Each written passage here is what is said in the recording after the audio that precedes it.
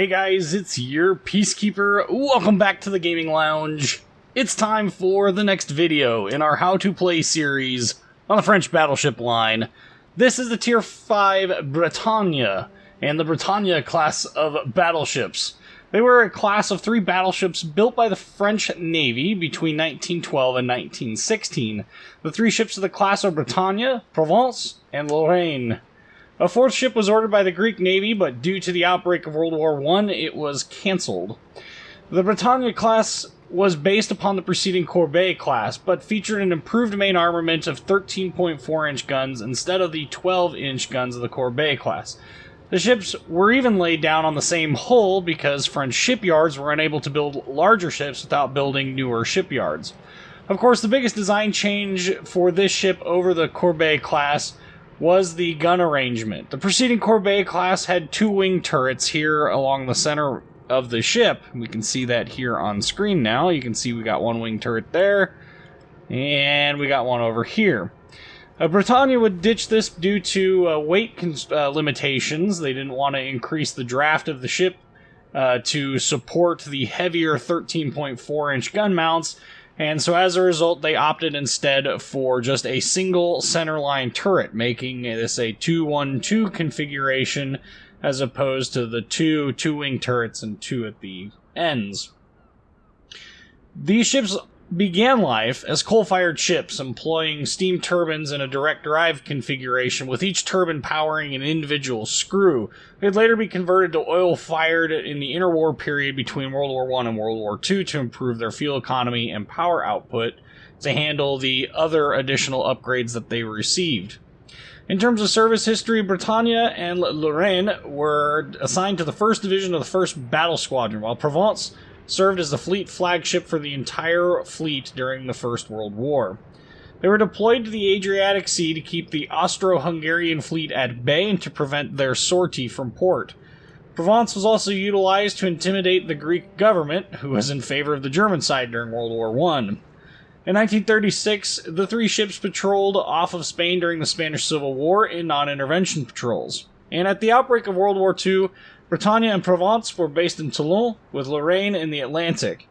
After undergoing refits, they were ordered to the Mediterranean Sea, with Provence and Bretagne going to Mers el-Kebir. They remained there until the fall of France, and were present at the British attack on Mers el-Kebir. Bretagne would be hit by 4 15-inch shells and detonated in harbor, killing most of the crew. Provence was set on fire and settled on the bottom of the harbor. Provence would be raised and then transferred to Toulon for repairs, where she was scuttled again to prevent the capture by the Germans when the Germans invaded Toulon, trying to take over the ships.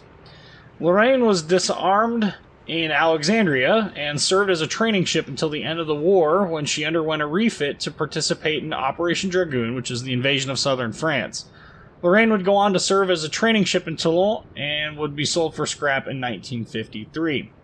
In terms of their in-game play style, boasting better gun penetration, Bretagne is significantly more capable of dealing damage than Courbet. It comes with a little bit of a punishment, in that gun accuracy leaves something to be desired at longer ranges, and shell flight times are abnormally long for a battleship, but at closer ranges the accuracy is plenty enough to be potent.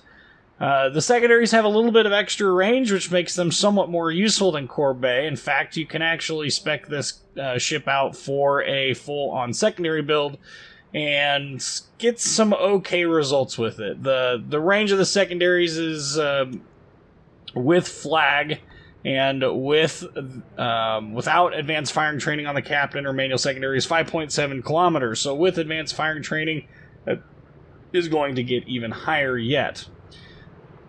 Bretagne has decent AA and decent maneuverability. However, her overall durability is also kind of poor. She takes damage from all angles, it seems like. And that overall, combined with the Tier 5 matchmaking, where you're constantly being up-tiered to Tier 7, can make this grind kind of painful if you're not prepared to deal with it. Thankfully, the grind is relatively short, as the jump from Tier 5 to Tier 6 is something that can be accomplished usually within a day of serious gameplay. Alright, let's talk about some stats. Bretagne has 41,700 hit points, up to 400 millimeters of armor, which I think is going to be the back of the turret. Yep, backs of the turrets. Interesting that the fronts of the turrets weren't nearly as much of a priority. Torpedo damage reduction of just 13%, so the torpedo bulges on this ship don't work particularly well. The main battery consists of 5 dual. They're 340 millimeters or 13.4 inches. They have a 18.1 kilometer firing range, 26% fire chance, 4,700 damage on the HE shell. AP shell, 9,500 damage, and 30-second reload, 48.6 second, 180 degree turn time, which is really quite slow. Not probably the slowest at this tier, but definitely not fast either. Interesting to note that there is actually a difference between the AP shell and HE shell velocity. The AP shells are 780 meters per second, which is probably why people who are used to US battleships, high-tier US battleships, will feel right at home in Bretagne.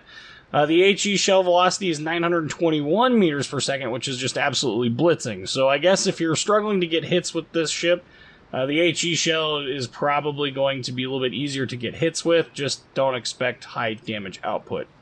Secondary armament. We have 4 of these dual 100mm guns, 5.7 kilometer range, 6% fire chance, 1,400 shell damage, 3.8 second reload time. You're going to see these things a lot on the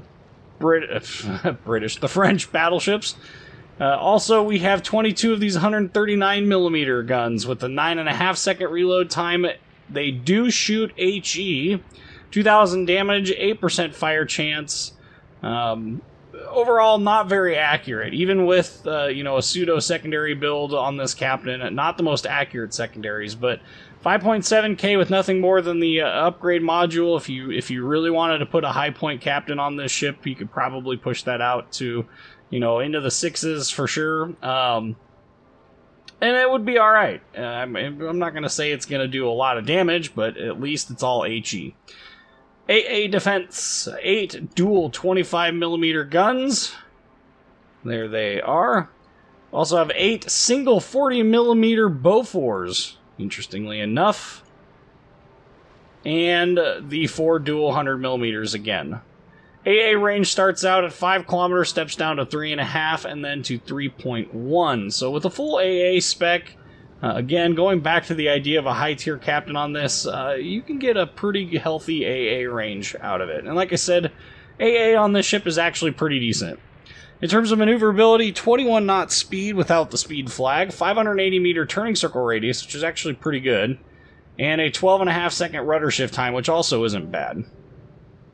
Detection range by sea is 14.8 kilometers, which I think Fuso finally has somebody to be spotted at absurdly long ranges with her.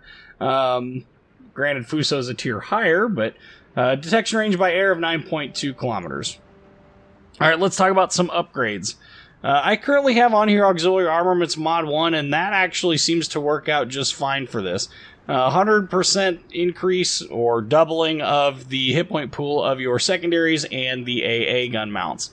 In this tier, you could also run Main Armaments Mod 1, which is going to reduce the chance of your main battery being incapacitated by 20%, as well as increase the hit point pool of your main battery by 50% and decrease the time it takes to repair them by 20%. You could also run Magazine Mod 1 if you're particularly afraid of having your magazine detonated. Detonations in battleships are pretty rare, even at this tier. It really takes a solid hit to set off a detonation. If you don't have det flags, though, there is Magazine Mod 1 for the 70% reduction. In the second slot, I'm only going to recommend Damage Control Systems Mod 1 for the 5% reduction in the risk of the ship catching fire, as well as a 3% reduction in the risk of it flooding. These other 2 modifications involve increasing the survivability of your engine and rudder. Battleships have enough hit points and are armored well enough that losing those is really only a problem if you're stuck broadside as a result of it. Hopefully your damage control party comes up soon enough. It really doesn't happen often enough to justify taking the captain skills, in my opinion.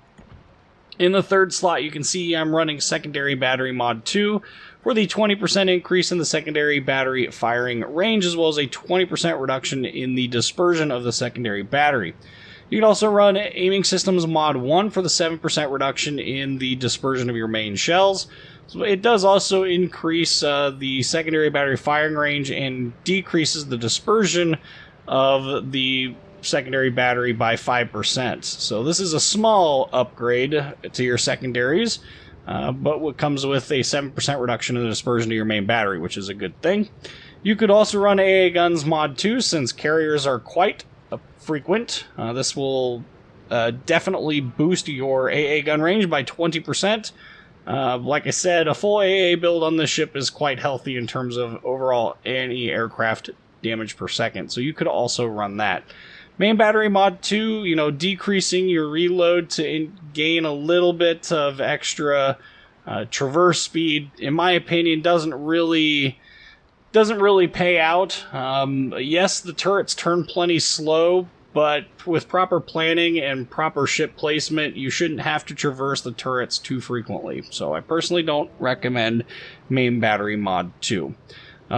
Aside from that, that covers pretty much the import portion of Bretagne. Let's go look at her in a battle video.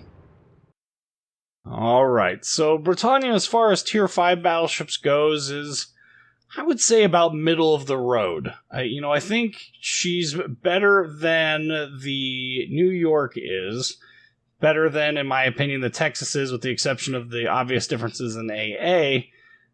However, Congo, König, I think those battleships are going to be a little bit better. Iron Duke is definitely better.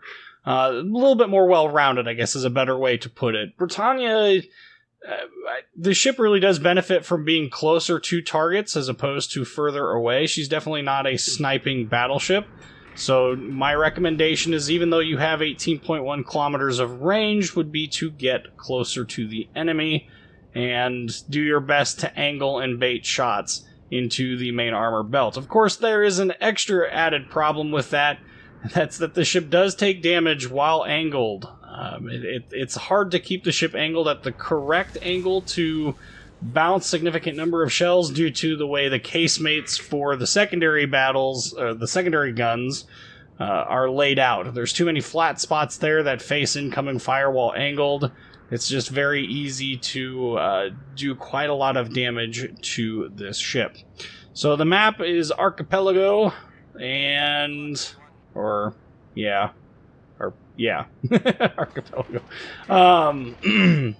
And the overall map strategy for this is to basically go in the direction in which you have support. And this is a very valuable lesson for battleship captains to learn. I do think that on this map, so long as you have support, it's pretty easy to it's very easy to do well. And your priorities in this battleship are going to be as targets that are as close to you as that you can possibly engage. Now we have this Kamikaze R, which means that this smart guy 15 has been playing the game for at least a while, because the only way to get that was to be present during the Kamikaze R event. That said, I'm hoping he doesn't die right away. We're headed off to A. We have a Wyoming and kind of an Izyaslav that could flex over here if necessary. So, aside from that, we've got a very large number of destroyers in this match. So we're going to go ahead and we're going to start off by engaging them. We are definitely ahead of the Wyoming, so if something bad happens, we're going to have to turn around pretty much without any support from the Wyoming. And normally it's not a smart idea to go and charge into enemy positions. I definitely would have, if in hindsight, would have probably recommended playing this a little bit more passively until more support existed. So we've basically disregarded every bit of advice I've given you so far. One thing I do want to point out about Bretagne is the fact that her forward 3 guns all face forward, which is very useful. That middle turret faces forward. This is unlike the US battleships, in which the middle turrets tend to face rearward. And facing rearward has its own obvious problems.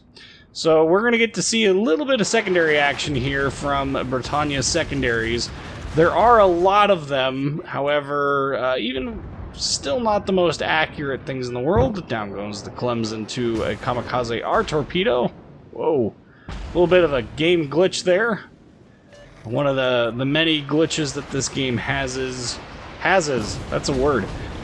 with regards to mouse inputs. Apparently there is a instant turnaround bug glitch or something. I don't know. So, okay, at this point we have a Kuma, which is one of my favorite cruisers to shoot at. He's sailing backwards, and I've seen this game played before. You can see he's got the clan tags on there, so he's either seal clubbing or grinding up a new line, or maybe both. And so we'll go ahead and engage him. You saw that he was backing up, and you can tell that by the way the direction that the smoke is coming out of the smokestack. This game doesn't have wind directions, and so it's the smokestacks are a good indicator of whether or not a ship is moving forward or backwards. So Kuma disappears. That leaves us to shoot at this New York at longer ranges. Yeah, we're on fire in two places again. That's one other thing at these tiers. You don't have a whole lot of fire resistance, and so damage control party discipline is very important. One shell bounce there. Not really starting off very well into this match. But damage control party discipline is simple enough. Don't burn damage control party on one fire unless you are 100% confident that you have successfully disengaged from all of the enemy, all of the combat that you are in. If you are going to be in combat for an extended period of time, you probably want to go ahead and hold on to it. New York slowed down there, I'm assuming to avoid hitting the Kuma, so that means we missed them. Kaiser eating a whole bunch of torpedoes, I believe, from the aircraft carrier. Here we're going to get to see some anti-aircraft action. However, I want to strongly caution that the anti-aircraft effectiveness you're going to see here in this match is kind of caveated because both of the enemy carriers are tier 4. And so there is that. Okay, so hit on the Kaiser there, 6270 for damage, up to 14,000 currently. And really, battleships, one of the strong suits of battleships is obviously punishing broadside targets. So if you ever get a target that is a target of opportunity in broadside, like this Kaiser, or that Kuma, or that New York, definitely worth engaging. So you can see here we're angled just enough. Oop, Kaiser's got 69 100 hit points, and we kill him for the first kill, our first kill of this match. Next up, we have this Kuma traveling extremely slow. Kuma has a very large citadel, and so if you're looking for something to shoot AP at, Kuma would be a valid choice. Always. Pretty much a guaranteed citadel if you hit anywhere in the middle of the ship. So you can see there we aimed again. Ooh, got some torpedo bombers incoming. It looks like they're headed back towards our Langley, and oop, there's the citadel on the Kuma. That's some 12,000 odd damage, lopped off half his hit point pool in one salvo. So you can see there that citadel is very, very large. So 3 aircraft shot down, torpedo bombers on their return. We had a set of fighters up as well. Again, caveat being with this that you really have to be cautious about... wow, that dispersion though. Whew. Ends up not mattering because we still get the citadel on him. And a little bit of knot-zering. Well, you know how it is. Wasn't intending to hit that, but really wanted to bring those rear guns to bear to shoot at the Kuma. At this point, so long as this New York isn't paying attention to us, I think we'll be okay. I think this kamikaze is going to do some distracting for us. Wait for our rear guns to come up to salvo fire. Ooh, Mutski. That's a better target. Quick check. Nope. Turning away. We'll go back to the New York. Now, at these ranges, I wouldn't hope to Citadel New York in this ship. Just not enough AP pen in these guns to make that work. However, you can do some decent damage with just straight normal penetrating hits. And so there is that. Now, I kind of thought at this point in the match, I'd kind of worked myself into kind of a hard place. This New York is obviously there. Now I've garnered his attention as well as the attention of their aircraft carrier. There's a Königsberg off in the distance there that is also adding his symphony of pain to this. Dive bombers come in. No additional fire. Oh, there's another fire. Okay, we're going to hold on to this until we can get behind this island a little bit better. I also don't know where that last destroyer is, but I know he's down here somewhere. So until we spot him, it's a little difficult for us. Aha! There's Mutski. So we went ahead and burned the damage control party, but we've taken steps to avoid getting nuked by him. And shot out. And was going to set the secondaries on. Doesn't really matter. We beached ourselves, so hopefully he launched the torpedoes in that period where I was being continuously spotted by aircraft, and his torpedoes will miss. We're going to turn our attention to this New York, who is the next closest target that we can engage successfully. There is a Langley over there, which we could also shoot at. We might do that because the New York isn't presenting the world's best of target. Oh, torpedoes in from Mutski. We knew those were coming in. And a parting salvo there on the Langley. So we're at 47,155 damage. Let's see how much damage we do to the Langley. Yep, 5 overpens. Went from 47,000 to 52, basically. So we did some decent damage there. This New York is up close and personal, however. And that means we're going to get some secondaries. Some secondary action going on here. We got 3 kills and 14 aircraft shot down. Again, caveat being that the AA on this ship is being artificially boosted by the fact that the carrier is a tier 4 carrier. Nothing more. Okay, so salvo out on the New York. We got a Citadel hit plus 4 normal pens for 18,000 damage. Just gonna beach ourselves one more time so that we're not broadside to him when he does shoot. And he shoots at the Kamikaze. Secondaries are going to town. I don't think they're contributing a significant portion of damage at this point in time. Getting 1 hit, 2 hits. Yeah, not exactly anything to write home about. Salvo out again on the New York. Bring him down to 3,700 hit points. You can see there we just took about 8,000 damage while end on to a New York at long ranges. And to me it looked like he was shooting AP, so that should be a huge indicator of exactly how the... Ooh, down goes the New York. Exactly how the ship's lack of durability comes to play. So now at this point, my goal is to turn around. However, I think turn around to the right. I think that the game is going to end before we get fully turned around. It's unfortunately going to be the end of the game. 78,320 damage, though. That's not too bad for Tier 5 battleship. 3 Citadels, 3 kills, 16 aircraft, 13 secondary hits. We're going to look and see how much secondary damage we did. I'm guessing not much. Okay.